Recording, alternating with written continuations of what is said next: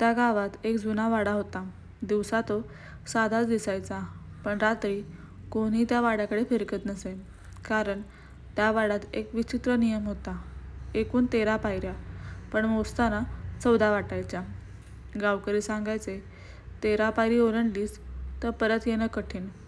अमोलला या गोष्टीवर विश्वास बसला नव्हता.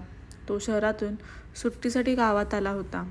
रहस्य शोधणं हा त्याचा छंद. एका रात्री तो वाड्याकडे निघाला.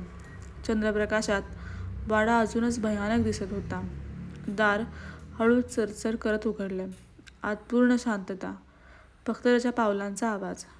तो पायऱ्यांपाशी पोहोचला, मोजायला लागला. 1, 2, 3, 13. पण पुढे अजून एक पायरी होती, 14वी. अमोल थांबला. हृदय जोरात धडधडू लागलं. तो मागे फिरणार तोच पायरीवर पाऊल पडताच वाडा थरथर कापू लागला. दार आपोआप बंद झालं. वारा जोरात सुटला. अचानक कोणीतरी कुजबुजलं. आता मोजणं पूर्ण झालं. अमोल घाबरून मागे पाहतो, पण कुणीच नव्हतं.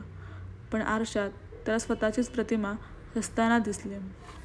तो आरसा नव्हता, तो 14वी पायरी होती. त्या रात्रीनंतर अमोल कधीच सापडला नाही. आजही तो वाडा तसाच उभा आहे.